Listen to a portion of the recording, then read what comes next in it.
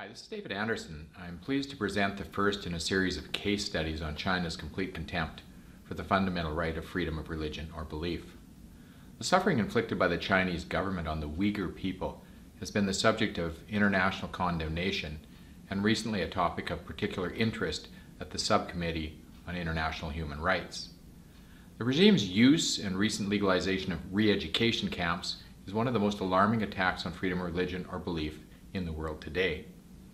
The Xinjiang region in China has been home to around 11 million Uyghur Muslims. The people are far from being free to live autonomously in China. In May 2014, the Chinese government implemented the Strike Hard campaign against violent terrorism. Under this campaign, cadets entered Uyghurs' homes. They prevented family members from celebrating Ramadan or praying. Over the last few years, surveillance has intensified. Uyghurs now live under constant online surveillance and are subject to vocal samples, iris scans, and DNA sampling. Upwards of 1 million Uyghurs are also being held in political re-education camps. While in these camps, Uyghurs are forced to deny their faith, pledge allegiance to the Chinese Communist Party. Families are being separated, parents are sent to re-education camps, while children are sent to orphanages run by the state. According to Human Rights Watch and Chinese human rights defenders, the number of people formally arrested has leaped threefold since 2014 compared to the previous 5-year period. Chinese government has repeatedly ignored calls by the United Nations to stop the persecution.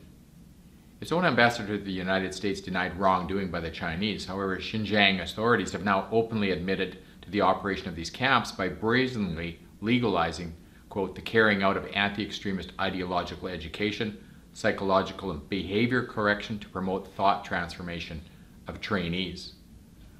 Why the intense persecution of the Uyghurs?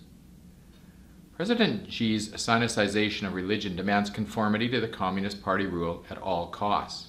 For the Uyghurs especially, it's also the threat that they pose to President Xi's economic aspirations for China under the Belt and Road Initiative. The president has stated that the BRI will benefit people across the whole world under the Silk Road spirit of peace, cooperation, openness, and inclusiveness. Sadly, this is not the case for the Uyghur and Xinjiang.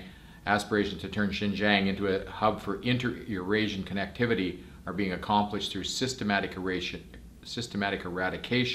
of the Uyghur people, its culture, and their beliefs.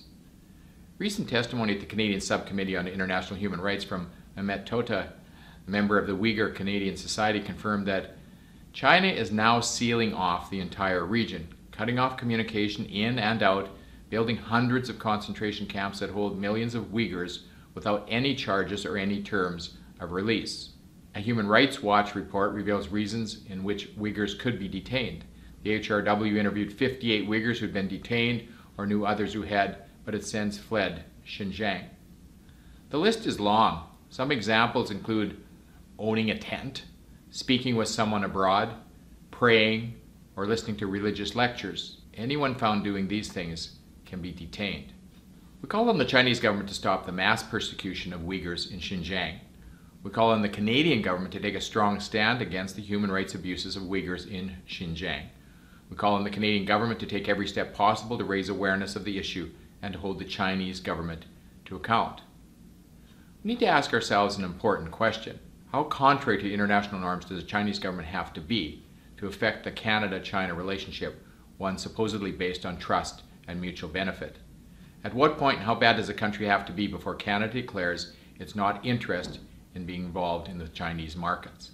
For more information on the Uyghur persecution in China, I encourage you to read the testimony MPs received at the hearings of the Subcommittee on Human Rights at ourcommons.ca/SDIR.